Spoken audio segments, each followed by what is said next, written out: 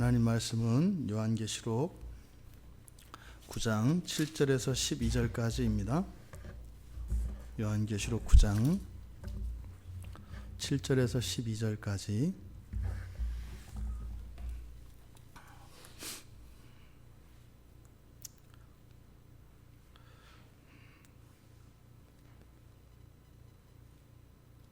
우리 같이 한 목소리로 함께 읽겠습니다. 황충들의 모양은 전쟁을 위하여 준비한 말들 같고 그 머리에 금 같은 관 비슷한 것을 썼으며 그 얼굴은 사람의 얼굴 같고 또 여자의 머리털 같은 머리털이 있고 그 이빨은 사자의 이빨 같으며 또 철 호심경 같은 호심경이 있고 그 날개들의 소리는 병거와 많은 말들이 전쟁터로 달려 들어가는 소리 같으며 또 전갈과 같은 꼬리와 쏘는 살이 있어 그 꼬리에는 5달 동안 사람들을 해하는 권세가 있더라. 그들에게 왕이 있으니 무저갱의 사자라. 히브리어로는 그 이름이 아바돈이요 헬라어로는 그 이름이 아블로온이더라.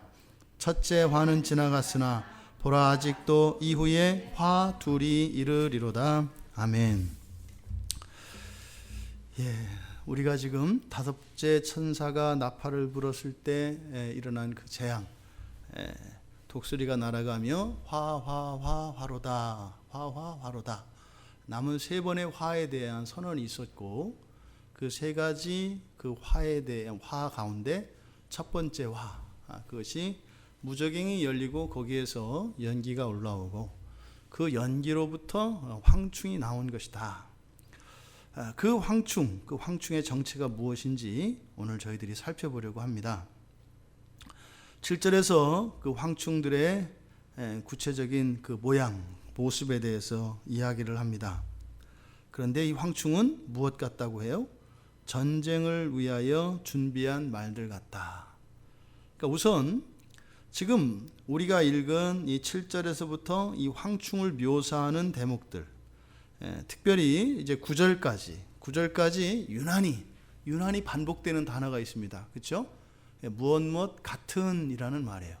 전부 다 무엇 같은. 근데 그것은 무엇 같지만 사실은 그것인가요, 아닌가요? 아닙니다. 근데 너무나 똑같은 겁니다.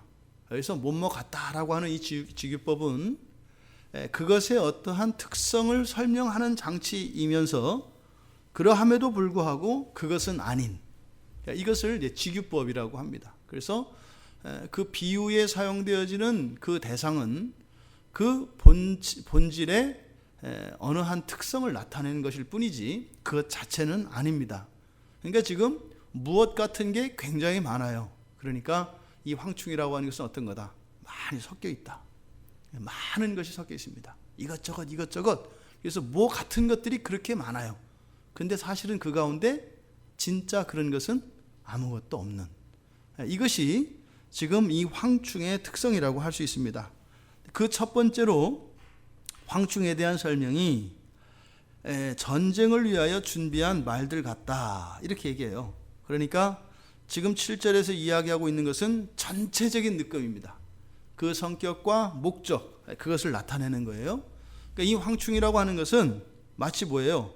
전쟁을 위해서, 전쟁이나 어떤 전투, 이런 싸움을 위해서 준비한 무엇 같다는 겁니다. 그럼 여러분, 전쟁을 위해서 준비되어졌고 잘 갖춰졌다라고 하는 것은 어떤 의미겠어요? 무엇을 공격하고 죽이고 상하게 하는데 최적화되어 있는 상태를 말합니다. 그러니까 이 황충이라고 하는 것은 그런 거예요. 황충으로 묘사되어지고 있는 그 자체, 그것은 바로 공격하고 피 흘리게 하고 다치게 하고 심지어는 죽음에 이르게까지 하는 그러한 용도를 가지고 있는 것이다 라고 얘기를 합니다. 여기서 특별히 전쟁을 위해서 전쟁에 필요한 것들이 많이 있지 않습니까? 근데 그 가운데서 여기서는 말에 비유하고 있습니다. 그 전쟁을 위해서 준비한 말들 같다.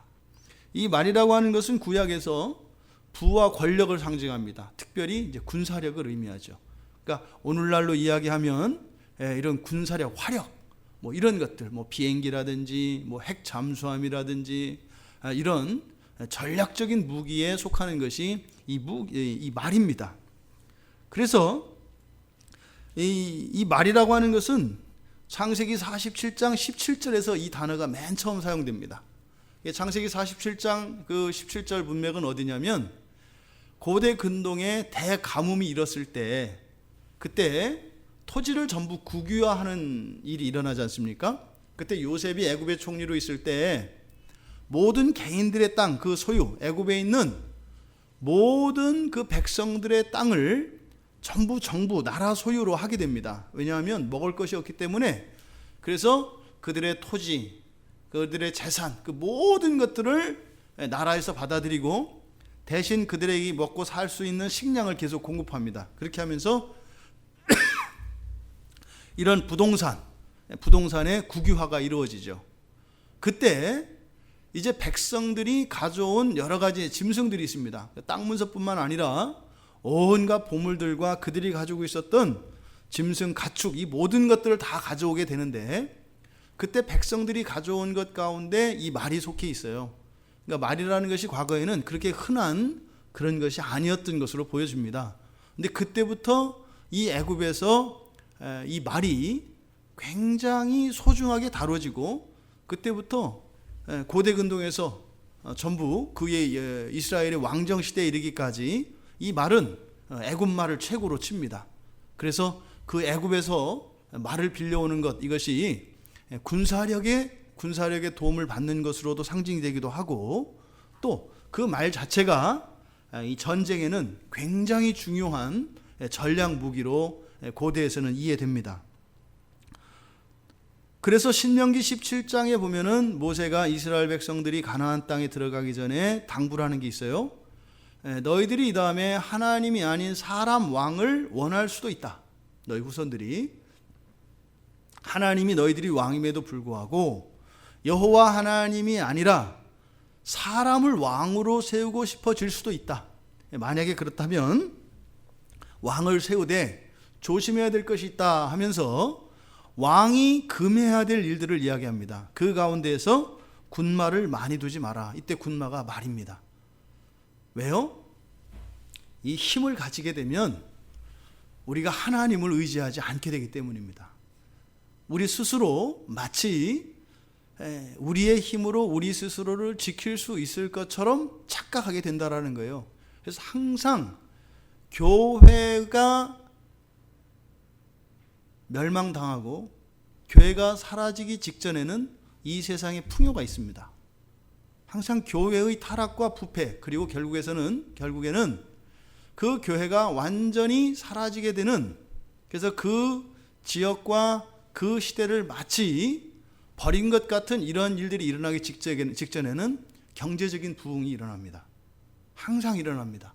그리고 난 뒤에 하나님을 버리는 일이 생기게 되고 그 다음에 나라가 멸망합니다. 이게 놀라울 정도로 똑같이 반복되어지는 패턴입니다.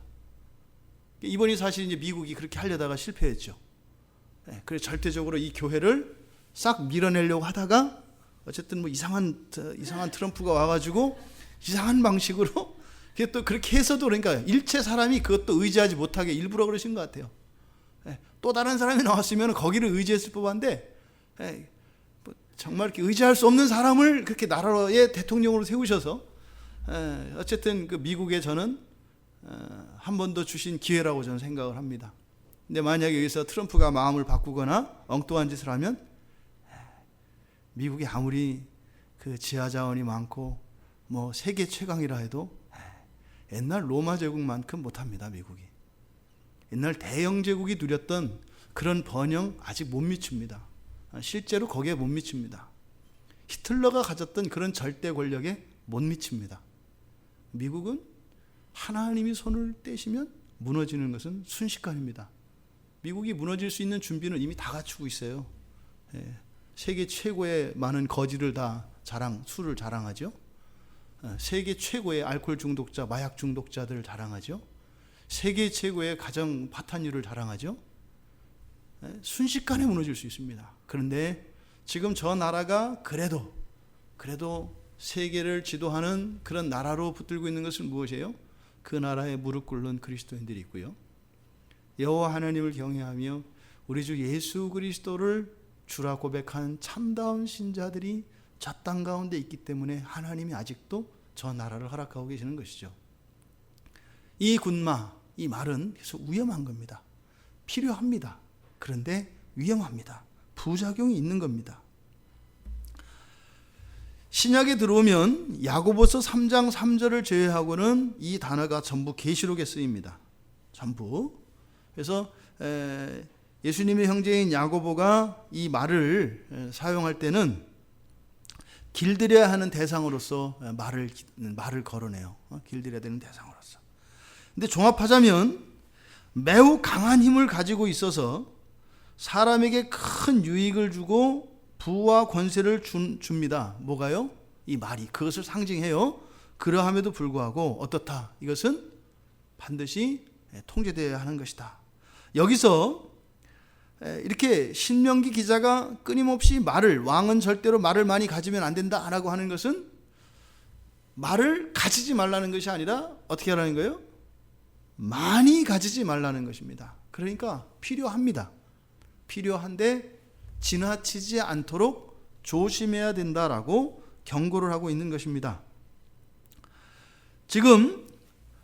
그런데 지금 여기 우리가 읽은 이 본문에서 이야기한 이 말은 어떤 말이에요? 아예 전쟁을 위해서 준비한 말이에요. 전쟁을 위해서 준비한 말. 그러니까 전쟁은 싸움을 위한 거라고 했습니다. 생명을 죽이는 것입니다. 그러니까 이렇게 아예 전투를 위해서 준비되어져서 최적화되어 있는 이런 이 말로 표현되어지는 이 황충. 그러니까 이거는 매우 강력한 힘을 가지고 있는데 이것이 통제력을 잃을 경우에는 어떻다라는 거예요? 굉장한 위험성이 있다라고 하는 것을 우리가 알 수 있습니다. 그런데 전쟁을 준비한 말들 같다 그랬을 때 여기도 마찬가지로 말들 같다. 그래서 그 말은 아니에요. 그래서 말과 같은 그런 속성을 가지고 있지만 그 말 자체는 아니다 이 말입니다. 황충이라고 하는 것이. 또 여기서 지금 황충을 설명하라는데 황충의 모양이라고 그랬어요. 황충이 이렇다라고 한 것이 아니라 황충의 모양이 이렇게 얘기해요. 이 모양이라고 하는 것은 우리가 하나님께서 사람을 지으실 때 사람을 어떻게 지으셨어요? 하나님의 형상을 따라 이렇게 얘기하죠. 그러니까 그 형상이라는 것이 하나님 자체를 의미하진 않아요. 그렇죠? 그러니까 하나님과 닮은 것을 말하죠. 그러니까 여기서 이 모양이라고 하는 말도 실제로 황충 자체가 아니에요. 황충이 지금 눈에 보여지는 그것이 이런 의미입니다. 그러니까 황충 그 자체가 아니라 황충이 보기에는 이렇게 우리 눈에 보여지는 그 모습은 그것도 말도 아니라 말 같다. 그래서 이중 삼중으로 무엇 같다라고 하는 말을 자꾸 반복해서 사용해요. 그러니까 뭐예요? 그게 그렇게 보여지는 거야. 그게 그것도 아니야. 근데 그것과 매우 닮은 그것 같은 무엇으로 보여. 근데 그것도 또 무엇이 아니라 무엇과 같은 것으로 보여. 굉장히 지금 이렇게 막연하고 뿌연 그런 상태로 이야기를 합니다. 그러니까 이 모습이라는 것 자체도 실제로 황충 자신도 황충 자신의 정체성을 정확히 이해하고 있지 못할 가능성에 대해서 얘기하는 거예요. 이게 뭐겠어요? 자기 정체성을 제대로 가지고 있지 않은 이 시대의 신자들의 모습을 얘기하는 거예요. 여기서 지금 황충들로부터 공격당하는 게 누구라고 그랬어요? 인침받지 않은 자들입니다. 이들이 죽어요, 안 죽어요? 안 죽는다 그랬어요. 그러니까 이 죽지 않는 것으로 해서 이건 심판이 아니고 뭐다? 하나님의 부르심이라고 했습니다. 마지막 날까지 끝까지 저항하고 불순종하며 하나님의 말, 하나님과 이렇게 야곱과 같이 씨름을 하는 그런 자들을 인침받지 못한 자들이라고 이야기하는 거예요. 야곱의 최후는 어떻게 되죠? 환골뼈가 으스러집니다. 환골뼈가 으스러져요. 그리고 나서 야곱이 어떤 이름을 받아요? 이스라엘. 이 환골뼈가 부서지고 나서야 비로소 이스라엘이라고 하는 이름을 갖게 되는 자들을 향한 말씀이다 이 말이에요. 그래서 이 황충은 사실상 말 같고 황충의 모습이라고 하는 이것들이 지금 그 재앙, 첫 번째 화로 쓰임 받아요. 그러니까 누군가에게 고통을 주고 누군가에게 해를 끼친다 이 말입니다. 근데 사실은 그 누군가가 결국은 자기 자신에게도 적용이 됩니다. 그래서 이 황충의 재앙이라고 하는 것은 이중적이에요. 이것은 다른 황충 자신 외에 타자에게도 그런 해를 입히지만 결국은 자기 자신조차도 그것으로 인해서 해를 받게 되는, 그래서 이러한 황충들의 모양, 전쟁을 위해 준비된 말들 같은 이 황충들의 모양이라고 하는 이것을 통해서 이 황충의 성격이 어떤 것이며 또 그것에 의해서 끼쳐지는 영향력이 어떤 것이고, 그리고 그것은 자기 자신, 그러니까 타자뿐만 아니라 자기 자신에게도 그런 피해가 자기 자신조차도 그 해를 입는 것이라고 하는 그런 이 화의 이중적인 모습을 나타내고 있습니다. 이제 그 이후에 구체적으로 전체를 전쟁을 위하여 준비한 말들 같다라고 이야기했고, 그 다음부터는 뭐 머리, 얼굴, 머리털, 이빨, 날개 이런 것을 구체적으로 하나씩 설명을 하고 있습니다. 첫 번째, 머리에 금 같은 관 비슷한 것을 썼다. 여기도 마찬가지예요. 보세요. 그 머리에 금 같은 관 비슷한, 이게 뭐예요? 금도 아니고 관도 아니에요. 같은 거예요. 같은 것. 그러면 지금 어쨌든 외모 전체를, 그 모양 전체를 말로 비유했는데, 여러분 생각을 해보세요. 그 황충의 머리에 얹혀져 있는 마치 전투에 참여하는 군나와 같이 묘사되어지는 황충의 머리 위에 뭐가 씌워져 있어요. 그것은 무슨 목적이겠어요? 자기를, 그 말을 지키기 위한 거예요. 말 위에다 뭘 얹었을 때는 그거는 지키기 위한 겁니다. 뭐요? 날아오는 화살이 뚫지 못하도록, 또 칼이나 창이 말에 이렇게 군마에게 어떻게 해요? 상처를 주지 못하도록 사실은 머리에 씌우는 겁니다. 그러니까 1차적으로 이 머리에 씌우는 것은 그 목적이 자기 방어입니다. 보호장비예요. 보호장비. 그런데 문제는 이것을 그냥 머리를 감싸는 어떤 보호장비로 이야기하는, 이게 투구나 이렇게 얘기하는 것이 아니라 뭐라고 얘기해요? 관이라고 얘기해요. 관이라고 하는 것은 왕이 쓰는 거예요. 명예와 존귀를 나타내는, 신분을 나타내는 거거든요. 그러니까 진짜 사실은 뭐예요? 자기 보호를 위한 건데 이것을 뭐처럼 나타내는 거예요? 마치 자신의 높은 신분을 나타내는 것처럼 보인다 이 말이에요. 이해되세요? 사실은 자기의 약점을 보호하는 것인데 그걸 가지고 어떻게 한다는 거예요? 오히려 자랑하고 오히려 그것을 자기의 권위의 근거로 삼는다 이 말이에요. 거기다가 지금 뭐라고 합니까? 금 같은, 그래요. 금 같은 관.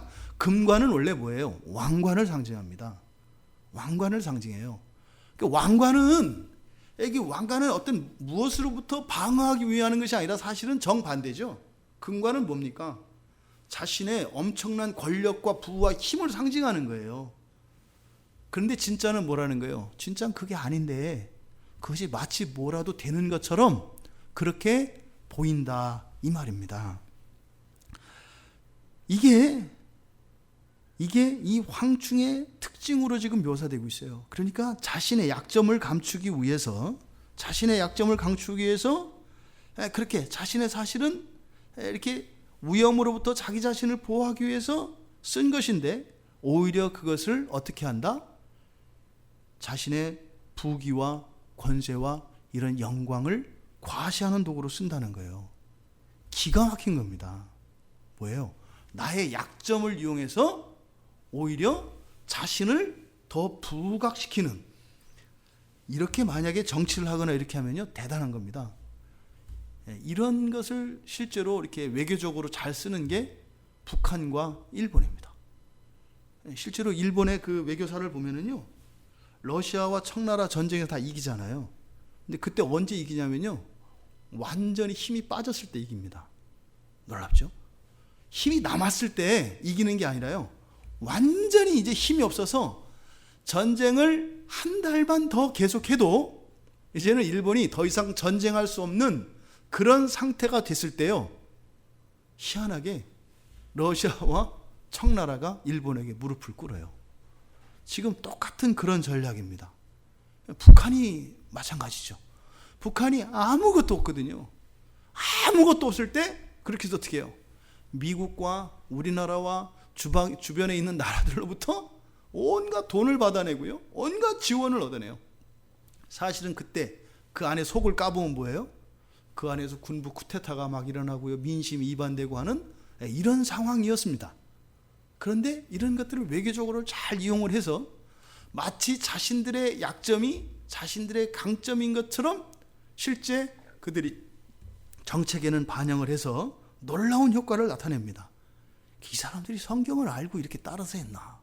그러다 싶을 정도로 지금 여기에서 머리에 쓴 그 금과 같은 관 비슷한 그것이라고 하는 게 바로 이런 의미입니다. 여러분, 그런데 뭐라고요? 사실은 그 금관 아니라고요. 금 같은 것에 불과하고 관 같은 것에 불과하다 이 말이에요. 그래서 그건 사실은 뭐예요? 치명적인 약점일 수 있다 이 말입니다. 여러분 보세요. 메뚜기라고 하는 게 우리가 어떤 동물이에요? 큰 거예요? 작은 거예요? 작아요. 그래서 이스라엘 백성들이 가나안 땅 들어가려다가 겁먹었을 때 자신들을 뭘로 비교해요? 메뚜기 같다고 하잖아요. 메뚜기에다가 뭘 씌워놓은들 그거 뭐 대단하겠냐고요. 그러니까 그렇게 스스로 보호책을 강구해서는 안 돼요. 그러니까 오히려 거기에다가 마치 금관이라도 있는 것 마냥 딱 씌워놓으니까 메뚜기라도 함부로 할 수 없는 거예요. 뭐라도 있는 것 같으니까. 이것이 바로 이 거짓의 아비들이 쓰는 방식입니다. 그러니까 이 계략이 얼마나 그 교활하고 영리한가 보세요.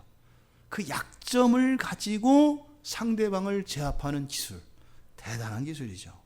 그러니까요, 속지 말아야 합니다. 속지 말아야 합니다. 아무것도 아닌 그것에 우리가 겁을 집어먹고 우리 스스로 발이 엉켜서 넘어지고 우리 스스로 실수로 전등을 깨고 그것에 놀라서 바로 기드온의 300용사가 전쟁에서 이겼던 게 이런 방식이잖아요. 스스로 겁을 집어먹고 스스로 자중질환에 빠져가지고 스스로 멸망당하는 이 일은 이렇게 저쪽 적군들에게만 그런 일들이 일어나는 게 아니라 그것은 이 세상을 살아가는 모두들에게 적용될 수 있다라는 겁니다. 두 번째로 얼굴은 사람의 얼굴 같다 이렇게 얘기해요. 그 얼굴은 사람의 얼굴 같고. 근데 심지어는 그 얼굴을 어디에다 비유해요? 지금 사람의 얼굴에 비유해요. 아니 무슨 황충의 얼굴을 사람의 얼굴에다 갖다 비유하냐 이 말이죠. 이게 사람 알기를, 그러니까 이때 사람 알기를 우습게 하는 거지. 아니면 황충을 대단하게 보는 거죠. 그럼 이때 이 사람의 얼굴이라고 하는 표현은 단순히 그냥 메뚜기와 사람을 비유하는 이것이 아니라 사실은 이 사도 요한이 이 사람의 얼굴을 거론하는 것은 구약의 에스겔의 환상을 인유하고 있는 것입니다. 에스겔 1장 10절과 10장 14절 그리고 41장 19절에서 이 사람의 얼굴이라고 하는 이 단어가 쓰이는데요. 그것은 그룹들의 모습입니다. 그룹 천사죠. 천사의 여러 개의 얼굴 가운데 하나의 얼굴이 꼭 사람의 얼굴 같다 이렇게 얘기합니다. 그러니까 여기서 황충이 사람의 얼굴 같다라고 하는 것은 무엇을 암시하는 거예요? 유대인들은 이 말을 딱 들으면 벌써 이게 천사 얘기구나 이렇게 알아듣는다고요. 우리들은 그렇게 못 알아듣지만 유대인들이 딱 들으면 영적 존재를 말하는 것이구나. 그러니까 지금 여기서 사람의 얼굴 같다라고 하는 것은 그 에스겔의 환상에서 이야기하는 그 천사, 그러니까 천사도 어떤 천사겠어요? 그래서 연기 속에 나온 천사들이니까 타락한 천사들이에요. 그러니까 이건 어둠을 좋아하는 그런 것들이에요. 그래서 우리나라 식으로 이해하면 흔히 말하는 귀신 같은 겁니다. 우리나라 사람들이 이렇게 타락한 천사를 우리는 어떻게 인식해요? 귀신이라고 많이 인식을 한단 말이에요. 그러니까 귀신 같은 존재, 뭐 이런 거라고 할 수 있어요. 그러니까 이 황충이라고 하는 것은 바로 그런 거다. 또는 그러한 역할을 하고 있는 그런 역할로 쓰임 받는 사람들까지 포함할 수 있습니다. 우리가 귀신 들려서 귀신 뜻대로만 하는 게 아니라 우리가 어떻게 해요? 죄에 빠져도 귀신 들린 사람과 똑같은 행동을 할 수 있습니다. 물론 본질적으로는 다르죠.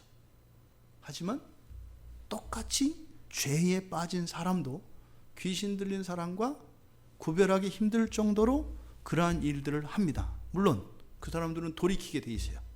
그걸 깨닫고 돌이키게 돼 있어요. 그러니까 지금 여기서 그 얼굴이 사람의 얼굴 같다라고 하는 것은, 그러니까 이 황충으로 묘사되고 있는 어떤 세력, 이것들이 바로 뭐다?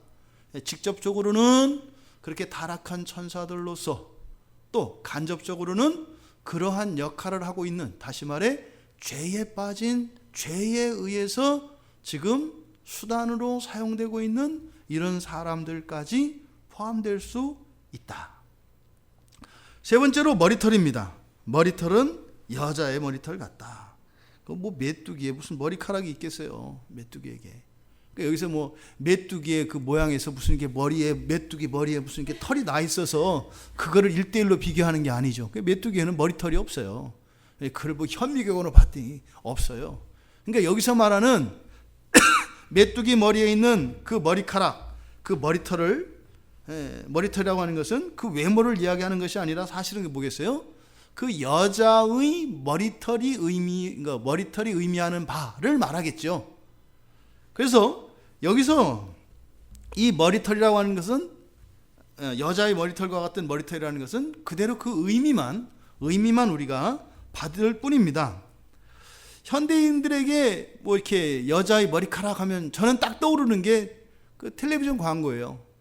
여자의 머리카락 하면은 이렇게 그 텔레비전에서 이렇게 긴 머리에 이렇게 S자로 이렇게 샤라락 이렇게 되는 그 여자의 머리카락이 떠올라요. 근데 제가 뭐 어떤 아는 사람한테 얘기를 들어보니까 원래 그런 머리 이거 광고를 찍을 때는 한 일주일 머리 안 감는다면서요? 모르시나요? 원래 그 머리를 안 감는답니다. 그래서 이게 머리에서 나오는 그 지방기 그걸 이용을 해서, 그래서 한 일주일 정도 그냥 머리를 감지 않고 그 상태로 해서 잘 손질을 해야 머리가 무게도 나가고 그렇게 잘 해서 이게 잘 찍힌대요. 그러니까 저는 그렇게 이제 그 여자의 머리털 하면 떠오르는데, 중요한 것은 고대에서, 특히 이제 성경에서 이 여자의 머리카락, 그러니까 요한 당시의 사람들이 이게 받아들였을 그 의미, 이제 그게 중요한 거죠. 고린도전서 11장 5절에 보면 여자의 머리카락은 자신의 머리를 감출 수 있는, 이렇게 가릴 수 있는 영광스러운 겁니다. 왜 캐톨릭에 가면 미사를 드릴 때 어떻게 해요? 이렇게 머리를 가리잖아요. 그렇죠? 그래서 이게 수치를 가리는 그런 모습이거든요. 근데 성경에 의하면 사실 이렇게 긴 머리 있는 사람들은 그걸 쓰지 않아도 돼요. 그래서 여인들의 그 긴 머리는 바로 그런 수치를 가릴 수 있는 어떤 영광스러운 것, 그런 의미가 있습니다. 누가복음 그 7장 38절에 보면 바리새인 집에서 예수님이 초대받아서 이렇게 식사를 할 때 그 죄인인 한 여인이 찾아가잖아요. 그래서 그 주님의 발을 자신의 눈물로 닦아요. 눈물을 흘려서 눈물로 예수님의 발을 다 씻어드려요. 눈물로. 굉장히 시적이죠. 그리고 나서 어떻게 해요? 그 여인의 머리카락으로 그를 닦아드려요. 그리고 나서 거기에 이제 향유를 붓거든요. 그러니까 여인들의 이 머리라고 하는 것은 굉장히 여인들에게 무엇이에요? 영광스러운 겁니다. 굉장히 영광스러운 거예요. 이게 어느 정도로 영광스러우냐? 그러면 고린도전서 11장 5절에서는 여인들의 수치를 가릴 수 있는 것이라고 해서 아주 귀한 것이다 얘기하는데, 바로 뒤에 6절로 넘어가면은 교만의 이유가 될 수도 있는 것이 이 여자의 머리카락입니다. 그러니까요, 이게 그것이 교만의 이유가 돼버리면은 그것을 밀어버리라고 얘기해요. 밀어버리든지 깎아버리든지 해라, 이렇게 얘기해요. 그러니까 지금 이 여자의 머리털이라고 하는 이 말은 유대인들에게 있어서는 그렇게 나쁜 그런 것이 아니에요.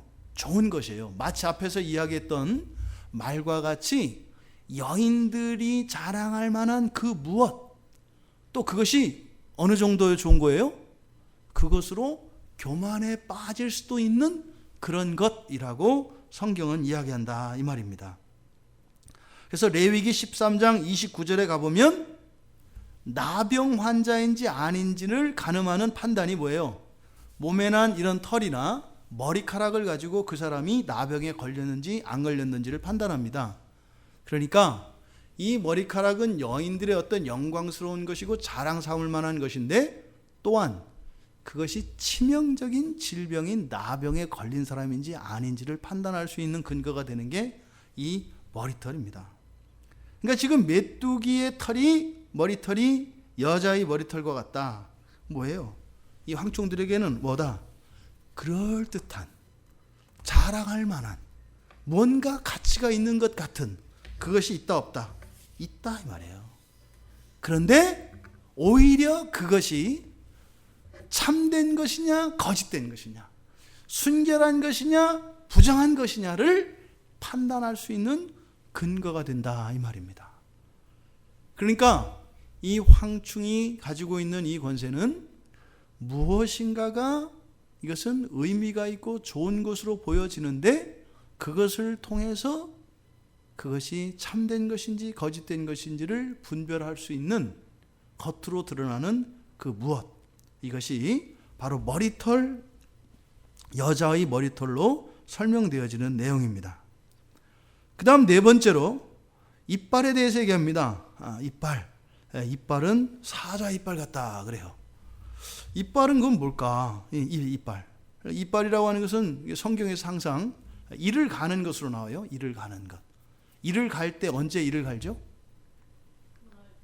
굉장히 슬픔이 클 때, 또는 후회가 클 때, 그리고 원한이 깊을 때. 그러니까 이 이를 간다라고 하는 이 표현은 이것과 같이 나와요. 항상 슬픔이나 후회나 원한, 이것과 함께 동반되어지는 단어가 이 이빨입니다. 그래서 이 이빨이라고 하는 것은 그런 극한의 상황 속에서 사람이 하는 행위, 이것을 이빨이라고 해요. 그런데 그 이빨을 뭐라고 하느냐? 사자의 이빨 같다 그래요. 사자 이빨. 사자는 동물 가운데서도 매우 강력한 동물입니다. 그러니까 이빨 자체가 극한 상황에서 발휘하는 아주 지독하고 강렬한 그런 힘을 의미하는데, 그 가운데에서도 사자의 이빨 같다 이렇게 얘기해요. 그러니까요, 이 황충이 끼치는 이 해라고 하는 것은 뭐예요? 무시무시한 겁니다. 무시무시한 겁니다. 굉장하다는 겁니다. 이게 그냥 이렇게 어지간한 고통 참을 수 있는 이런 것이 아니라 뭐예요? 천국문이 닫혔을 때 그 앞에서 가는 게 이예요. 그 정도로 맹렬하고 그 정도로 악독하다라는 겁니다. 그 정도로 한이 서려 있다는 겁니다. 굉장히 강렬하다는 거예요. 그런데 우리가 잊지 말아야 할 사실이 있어요. 그런데 뭐라 그랬어요? 그 이빨은 사자의 뭐다? 이빨 같다. 이빨 같다. 사자의 이빨 같지만 사실은 그 누구의 이빨이에요? 메뚜기 이빨이에요. 사자의 이빨 같은데 메뚜기다 이 말이에요. 그러니까 실상과 보이는 것의 차이가 어마어마하게 큰 겁니다. 실제 사자의 이빨이 아니에요. 그리고 또 이거를 미완료 시제로 나타내요. 그러니까 메뚜기 이빨은 아무리 그렇게 기도한다고 해서 사자 이빨이 되질 않아요. 그러니까 그런 극한의 상황에서 아주 지독하고 악랄하고 악독하고 아주 엄청난 피해를 줄 것 같이 보여. 확실해. 그런데 아니에요. 근데 아니라 이 말이에요. 근데 그걸 모르는 사람은 정말 그러고 생각한다 이 말이에요. 그러니까 이게 지금 우리가 얘기를 하니까 아니구나 이러지만, 여러분 실제로 무슨 영화에서처럼 귀신이 여러분 앞에 하고 나타났다 그래요. 근데 여러분이 안 놀래고 너 뭐냐? 너 누구냐? 당장 예수 이름으로 물러가라. 그럼 귀신이 어떻게 하겠어요? 그냥 가요. 이런 줄 몰랐죠? 이러고 가는 거란 말이에요. 그런데 거기에서 내가 믿음을 잃어버리면 어떻게 돼요? 무릎을 꿇는단 말이에요. 담력이 약한 사람은 혼자 그냥 심장이 마비돼서 혼자 죽어버려요. 귀신은 한 거 아무것도 없어요. 잠깐 얼굴만 보였는 것 뿐이에요. 지금 사자의 이빨 같다라고 하는 것이 이런 것입니다. 여러분, 이거는 결코 사자의 강함이 아니라 사자의 강함 같다. 강함 같다. 그래서 어떻게 해요? 이걸 미완료형으로 나타내므로써 사실은 그 사자의 이빨 같은 메뚜기의 이빨에 다칠 일은 있다 없다? 없다는 거예요. 없다는 거예요. 그러니까 우리가 대처해야 될 것은 사자의 이빨로 물어도 뚫지 못할 강철 같은 피부를 만드는 게 우리가 대비해야 될 것이 아닌 거죠. 뭐겠어요? 분별할 수 있는 힘이겠고, 또 하나 이러한 상황 속에 노출되지 않는 겁니다. 지금 이러한 상황에 노출된 사람은 누구라 그랬어요? 인침받지 않은 사람이라 그랬어요. 인침받지 않은 사람은 형식적으로는 세례를 받지 않은 사람이고 실제적으로는 온전한 믿음을 갖지 않은 사람들이라고 얘기를 했습니다. 그러니까 결국에는 순결한 믿음뿐이에요. 순전한 믿음을 가지고 있으면 이런 환경에 노출된다 할지라도 그것이 사자 이빨이 아니라 메뚜기 이빨이라는 것을 알게 될 것이고, 또 실제로 그런 순전한 믿음을 가지고 있으면, 즉 인침을 받았으면 이런 상황 자체에 이런 상황 자체가 오질 않기 때문에 아무 문제가 없는 거죠. 그러니까 우리가 막 체력 단련을 해서 물려도 괜찮고 싸워서 이길 힘을 갖추는 그런 것이 아니다. 오히려 우리가 오직 예수 그리스도를 믿는 순전한 믿음을 갖는 것, 이것이 이것에 대비하는 길이다라고 하는 것을 알게 합니다. 그 다음에 또 이놈의 메뚜기가 별게 다 있어요. 이 황충이 또 호심경이 있습니다. 호심경. 호심경은 뭐죠? 가슴에 대는 판이에요. 이렇게 심장을 지키는 거죠. 심장 이 가슴에 착용하는 것인데, 이거는 사람의 모든 동물들에게 있어서 가장 치명적인, 가장 중요한 기관이 이 심장인데, 이 심장을 보호하기 위해서 착용하는 보호판입니다. 이게 이제 호심경이지요. 근데 이 심장은 육체적으로 피를 온몸 돌게 하는 그런 역할을 합니다. 그런데 이 심장은 정신적으로는 감정을 나타내고 좀 더 넓게는 마음을 나타냅니다. 이 심장이라고 하는 것이. 그러니까 이 호심경이라는 게 뭐예요? 신체적으로는 가장 중요한 이 기관인, 생명을 유지하기 위해서 가장 중요한 기관인 심장을 지키는 것이고, 또 정신적으로 영적으로는 우리의 마음, 우리의 정신, 우리의 감정을 지키는 것이 이 호심경인데, 에베소서 6장 14절과 데살로니가전서 5장 8절에 보면 이 호심경이 나와요. 근데 전신갑주를 이야기하는 에베소서 6장에서 이 호심경은 의의 호심경입니다. 의입니다. 의. 그런데 데살로니가전서 5장에서 나오는 이 호심경은 믿음의 호심경입니다. 그러니까 의의 호심경, 믿음의 호심경, 이건 뭐예요? 우리의 몸과 마음, 이 모든 것이 뭐로 지켜진다는 거예요? 믿음과 의로 지켜진다는 거예요. 이 그리스도인의 그 생명이 유지되어지는, 그러니까 그리스도의 생명을 지키는 가장 필수적이고 가장 중요한 이 호심경이 뭐라는 거예요? 믿음이라는 거예요. 믿음. 의인은 무엇으로 의에 이르러요? 믿음으로 의에 이른다 하잖아요. 그러니까 똑같이 이신청의 교리가 이 호심경 안에 적용돼요. 그러니까 의의 호심경, 믿음의 호심경이라고 이야기한단 말이에요. 그러니까 성경에서 하나님의 백성들이 생명을 지키는 가장 중요한 이 심장, 우리의 마음과 우리의 심장을 지키는 이 호심경은 무엇으로 돼야 되는 거예요? 믿음과 의로 돼야 되는 거예요. 그런데 황충은 지금 뭘로 되어 있대요? 철 호심경으로 되어 있대요. 철로. 그러니까 쇠가 훨씬 더 튼튼해 보이죠. 철로. 그럼 여러분, 그 차이점이 뭘까요? 믿음과 믿음의 호심경, 의의 호심경이라는 것은 뭐겠어요? 그것은 철저하게 하나님께 굴복하는 것을 의미합니다. 믿음의 호심경, 의의 호심경이라는 것은 자기의 생각과 자기의 뜻을 꺾고 하나님의 뜻과 하나님의 말씀에 굴복하는 게 믿음과 의의 호심경이에요. 그런데 이 철의 특징은 뭐예요? 강한 겁니다. 철저하게 이것은 방어적인 것입니다. 그러니까 성경에서 말하는 올바른 호심경은 하나님 말씀에 굴복하며 예수 그리스도를 믿는 믿음으로 의의 호신경을 차야 되는데 이 황충들은 그렇게 생각하지 않는 거예요. 뭐예요? 자기의 강함으로, 어떤 힘을 근거로 해서 자기 자신을 지키려고 한다, 이 말입니다. 강한 것은 굽혀지지 않습니다. 그냥 깨어지거나 부서질 뿐입니다. 여기서 깨어지고 부서진다는 것은요, 호신경이 깨지면 어떻게 되겠어요? 호신경이 그 역할을 못합니다. 그리스도인들은 예수 그리스도를 믿는 믿음으로 삽니다. 우리의 힘으로가 아니라 그 믿음으로 말미암는 그리스도의 의가 우리의 심장을, 우리의 마음을 지켜줍니다. 그런데 황충은 어떻대요? 자신들의 강함으로 자신을 보호하고 그 생명을 유지한다라고 이야기하는 것입니다. 여덟 번째로 날개 소리를 이야기합니다. 날개 소리는 전쟁터로 달려가는 병거와 많은 말소리 같다. 이것 또한 에스겔 3장의 인유입니다. 에스겔 3장 13절에 보면 그룹들이 내는 소리, 그래서 밑에 있는 바퀴 소리가, 왜 에스겔 환상에서 나오는 천사는 밑에요 바퀴 같은 것을 타고 있습니다. 그래서 날개가 있고 밑에 바퀴 같은 무엇을 타고 있어요. 지금 여기서 전쟁터로 달려가는 병거와 많은 말로 이야기한 것이 바로 그 에스겔 3장에서 이야기한 그 3장 13절에서 그 그룹들이 내는 소리를 요한이 가져다 쓰고 있는 것으로 보입니다.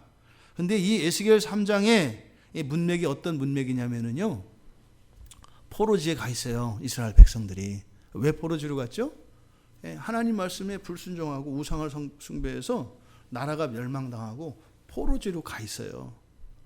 거기에 하나님께서 에스겔을 보내세요. 인자야 해서 보낸단 말이에요. 근데 가가지고 하나님의 말씀을 전하는 거예요. 하나님의 뜻을. 하나님 왜 전하겠어요? 이미 나라가 멸망했고 포로지로 가 있는 그들에게 주시는 하나님의 말씀이 뭐겠어요? 회개하고 하나님께 돌아오라는 거예요. 그렇죠? 회복의 메시지예요. 왜? 지금 포로지에서 그들을 데려오기 위한 거거든요.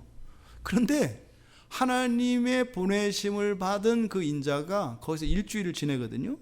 일주일 동안 거기서 지내는데 에스겔 3장 15절에 보면은요, 거기서 하나님의 구원의 복음을 전해요. 회개하라. 하나님이 너희들을 회복시켜 주실 것이다. 돌이켜라.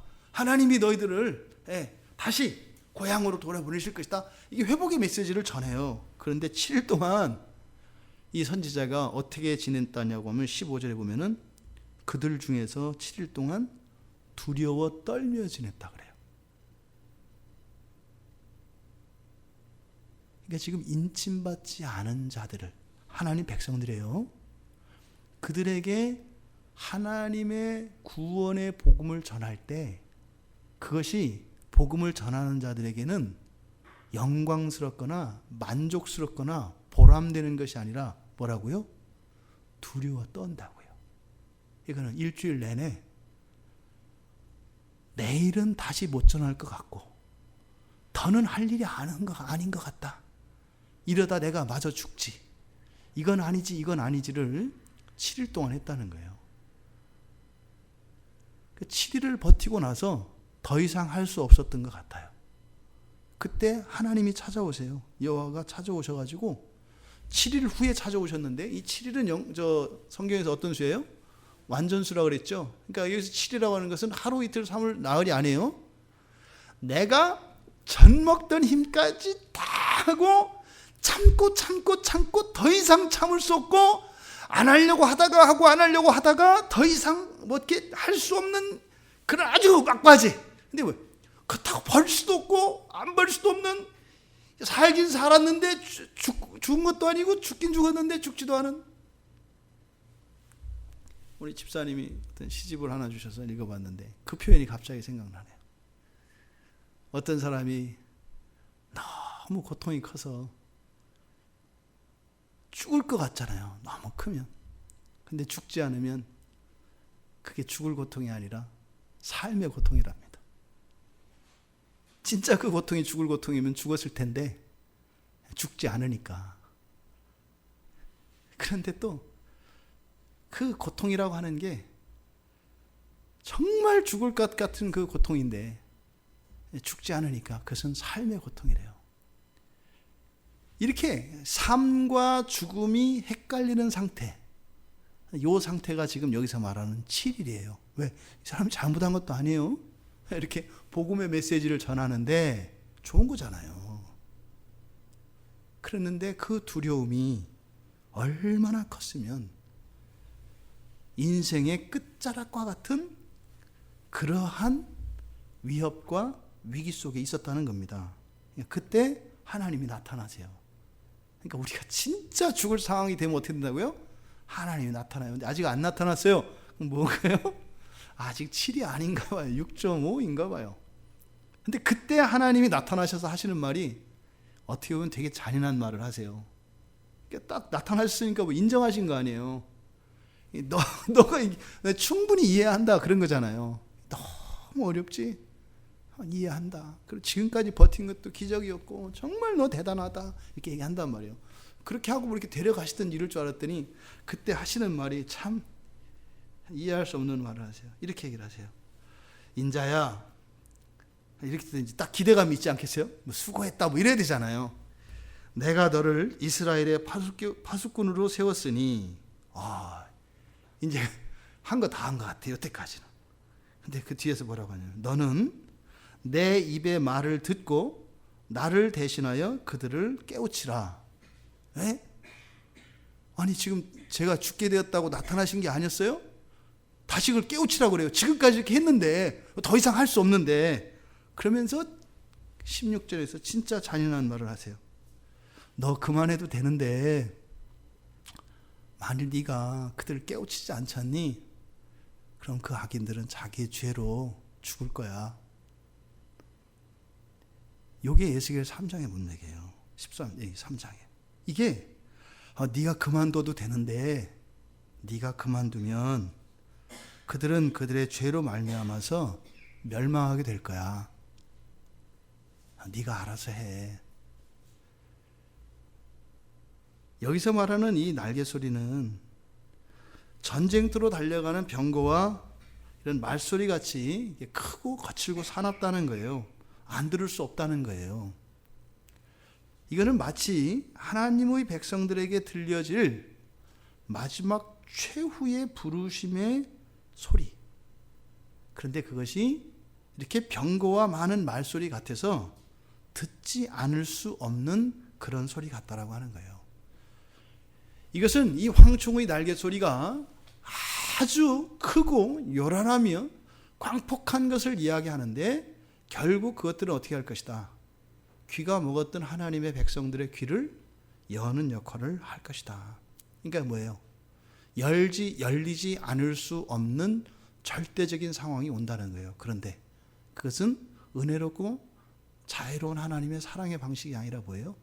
고통을 동반해서 그런 일들이 일어난다는 겁니다.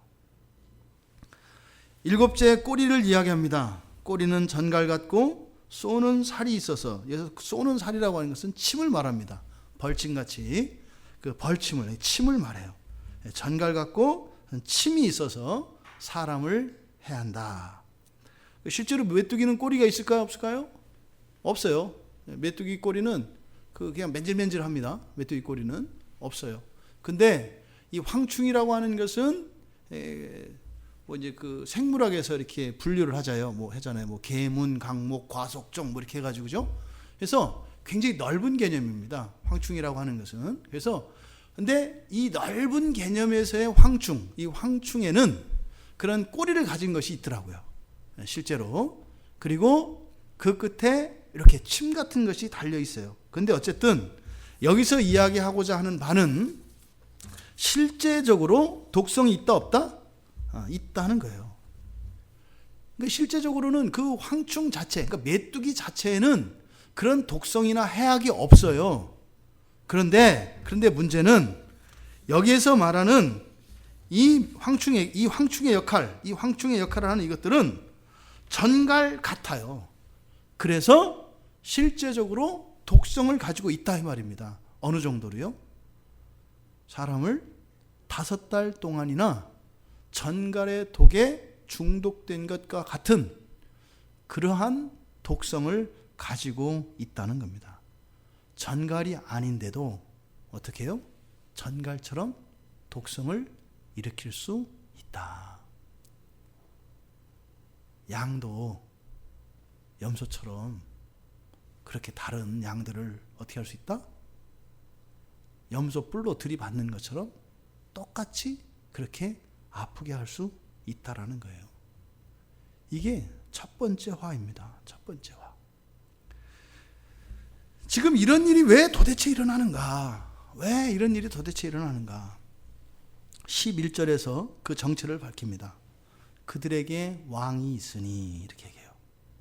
그러니까 결국은 황충은 그 황충 자체가 어떤 독성을 가진 전갈이거나 말과 같은 이런 사나운 광폭한 이런 것이 아니라 사실은 뭐예요?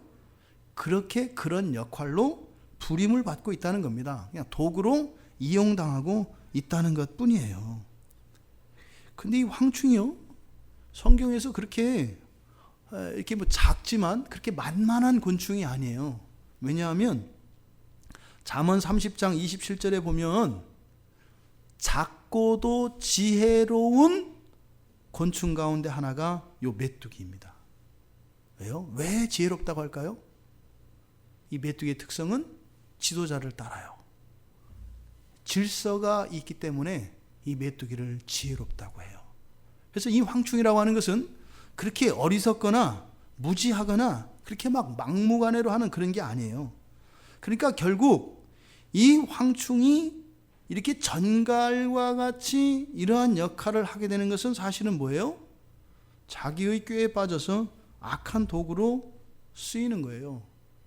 물론 이것이 결과적으로는 하나님의 심판의 도구로 사용됩니다만 사실은 이 황충들 자체는 거짓된 것에, 잘못된 것에 현혹되어서 그런 역할을 하는 거예요. 오늘날 이런 역할을 하는 대표적인 사람들이 이단에 빠진 사람들이라고 할 수 있죠. 이단에 빠진 사람들이 어떻게 해요? 그들은 나름대로 뭐 성경도 읽고 기도도 하고 합니다. 근데 그들이 하는 일은 뭐예요?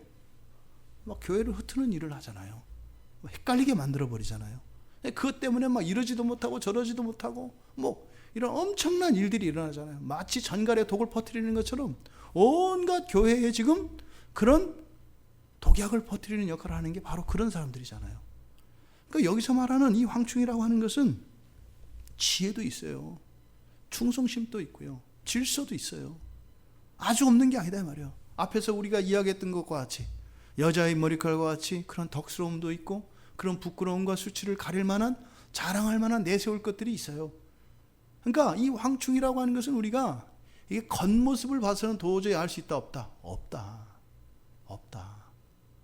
그런데 또 이것이 끼치는 해악은 어마어마하다라고 하는 겁니다. 이 문제는 바로 이들이 무적행의 사자를 주인으로 삼는 게 문제예요. 황충이라는 게 문제가 아니라 황충이 무엇과 같이 되는 이유는 바로 이 무적행의 사자에게 부림을 받기 때문에 이것이 문제가 되는 거다 이 말입니다. 그러니까 이 황충이라는 것은 그러니까 어떤 거 있어요? 자기 자신들이 하나님으로 생각하고 그렇게 섬기고 복종하는, 충성을 다하는 그것이 난 하나님인 줄 알았지. 그런데 알고 보니까 그게 뭐였다는 거예요? 무적행의 사자, 즉 타락한 천사였다는 거죠. 그러니까 이 첫 번째 화는 우리가 한마디로 우리가 이해한다면 무엇이에요? 이용당할 가능성에 대해서 경고해주고 각성을 촉구하라는 말씀으로 우리가 이해할 수 있어요. 결국은 하나님이 우리에게 주신 모든 것들을 어떻게 한다? 선의 도구가 아니라 악의 도구로 쓰임받게 되는, 그러니까 이런 모든 힘의 원천은 사실은 하나님이 주신 것인데 그것을 엉뚱한 것을 향하여, 정반대로 하나님을 향하여 하나님이 주신 은혜를 가지고 대들고 주님의 몸된 교회를 해치는 이러한 것들을 황충이라고 지금 여기서 이야기하고 있는 겁니다. 거짓에 속지 말아야 합니다. 1차적으로는 우리 내면에서 들려오는 내면의 거짓의 소리, 이것을 분별할 수 있어야 합니다. 또 밖에서 들려오는 이런 거짓된 가르침들, 이런 세상의 소리에 속지 말아야 합니다. 이 첫 번째 화는 이 시대를 살아가는 우리 신앙인들을 향해서 주시는 하나님의 간절한 외침입니다. 속지 마라, 속지 마라. 그 이름은 아바돈이요 아볼론이다. 이 아바돈은 히브리어, 이스라엘 말입니다. 정확하게는 아밧돈입니다. 아밧돈인데 이 아바드라고 하는 이 단어는 황폐, 파괴, 파멸, 여기서 나온 단어입니다. 그래서 이 아밧돈이라는 말은 파괴된 곳, 황폐된 곳 이런 뜻이에요. 마치 전쟁이 지나간 자리 있지 않습니까? 전쟁이 지나가서 막 그 시체가 있고 모든 것이 막 다 부서져 있는 그런 상태, 그것을 아밧돈이라고 해요. 그래서 뒤에 나오는 이 헬라어, 이 아볼론은 그 아밧돈에 대한 번역인데, 이 아볼론이라고 번역되어진 이 아폴리온이라고 하는 이 단어는 파괴자라고 하는 뜻입니다. 조금 더 적극적인 의미를 가져요. 그래서 구약에서 아밧돈이라고 하는 것은 그렇게 파괴된 곳을, 그런 장소나 그런 폐허 상태를 의미하지만, 헬라어에서 이 아폴리온이라고 하는 이 단어는 좀 더 능동적이고 적극적인 의미로 파괴자라고 하는 의미를 갖습니다. 여러분, 우리의 하나님은 오직 한 분이십니다. 예수 그리스도, 그분이 우리의 주님이십니다. 이 황충이라고 하는 것은 결국 제 주인의 명령을 복종하지 않고 주인을 잘못 알아서 거짓된 것을, 이 거짓의 아비를 주인으로 삼고 살아가는, 아직 자신들의 신앙을 확정하지 못한, 인침받지 못한 이 사람들을 황충이라고 이야기하는 것입니다. 결국은요, 이 황충에 의해서 이루어지는 첫 번째 화는 어떤 공동체에 끼치는 화뿐만 아니라 사실은 스스로 자해하는 겁니다. 그래서 양쪽에 난 창으로 박는 것 같은 게 이 첫 번째 화의 특징이에요. 양쪽에 날이 서 있는 이 양끝 날을 가지고 있는 창을 가지고 동시에 박는다 이 말이에요. 창 끝이 하나는 내 몸에, 또 다른 반대편의 창 끝은 누구에게? 지체의 몸에 대고 힘을 주고 미는다 이 말이에요. 그 창 끝은 어떻게 될까요? 나도 찌르고 지체도 찌르게 됩니다. 그러니까 이 첫 번째 화에 나타나는 이 황충의 재앙이라고 하는 것은 바로 뭐예요? 하나님의 백성들이 서로 물고 뜯고 죽이는 것을 의미합니다. 내가 고통스러우니까 이 고통에서 벗어나기 위해서, 상대방을 주기 위해서 더 힘을 가하면 어떻게 돼요? 그 힘은 똑같이 상대방에게도 더 큰 고통을 주지만 나 자신에게도 더 큰 고통을 주게 된다는 겁니다. 이게 첫 번째 화의 무서운 겁니다. 순결한 신앙을 잃었을 때 잃어버리게 되는 신자들의 실존에 대해서 이야기합니다. 여러분 보세요. 그리스도인들이 어디에서 제일 아플까요? 교회 안에서 아플까요? 교회 밖에서 아플까요? 안에서 아파요. 교회 안에서 아파요. 교회 밖에 있는 것들은 우리를 그렇게 아프게 할 수 없어요. 힘들게 할 수 있어요. 힘들게 할 수 있어요. 버거울 정도로 힘들게 할 수 있어요. 그런데 아프게는 못해요. 그것들은 감히 우리를 아프게 할 수 없어요. 이 첫 번째 화는 이미 우리 가운데 임해 있습니다. 2000년 전부터 이미 임했다는 겁니다. 12절에서 첫째 화가 지나갔습니다. 그런데 지나갔으나예요. 지나갔으나 보라, 아직도 이후에 화 둘이 이르리로다. 안 끝나요. 그러니까 주님이 오실 때까지 이런 일은 계속되는가 봐요. 그런데 이것이 운명은 아니다 그랬어요. 그죠? 지금 첫 번째 화에서 이 황충의 재앙의 특징이 뭐라 그랬어요? 뭐뭐 같은, 뭐뭐 같은, 뭐뭐 같으리라고 그랬잖아요. 사실은 아니라는 거죠. 그러니까 이것은 우리가 정말로 진리 안에 바로 서면 이것들은 겪지 않아도 되는 것이다 라는 겁니다. 이것은 하나님의 은혜가 필요한 것이 아니라 사실은 무엇이에요? 우리들이 극복할 수 있고 피할 수 있는 것이라는 사실을 우리가 기억해야 합니다. 아직도 돌이키지 않는다는 겁니다. 이런 것들이 너무 아프게 하고 힘들게 하지만 그것이 근본적으로 우리를 돌이키게 하지는 못한다 이 말입니다. 여러분, 죄가 얼마나 지독할 정도로 집착하고 포기하지 않는가를 가르쳐 줍니다. 여러분, 화를 두려워하십시오. 그러나 그 화의 근원이 무엇인가를 안다면 우리가 그것 때문에 두려워할 일은 없습니다. 그래서 적을 아는 것이 필요한 것이 아니라 우리는 무엇을 아는 일에 더 힘을 쏟아야 돼요? 진리를 아는 일에 힘을 쏟아야 합니다. 진리를 아는 일에. 그랬을 때 이 첫째 화는 우리들과 상관이 없는 것이 된다.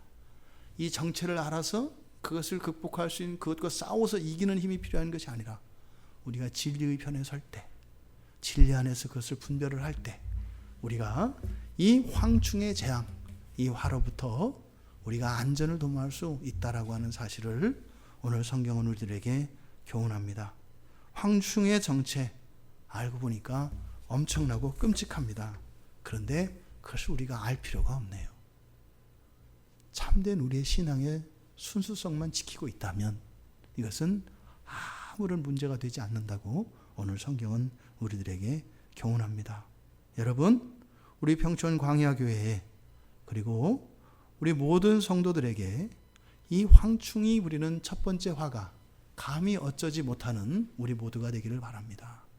그저 스쳐 지나치는 바람과 같이 우리들에게 위험한 것이 아니라 거짓된 것으로 잘 분별되어서 우리 공동체를 그리고 우리 지체들 한 사람 한 사람에게 어떠한 해도 끼칠 수 없는 그러한 것들이 되기를 주님의 이름으로 축원합니다.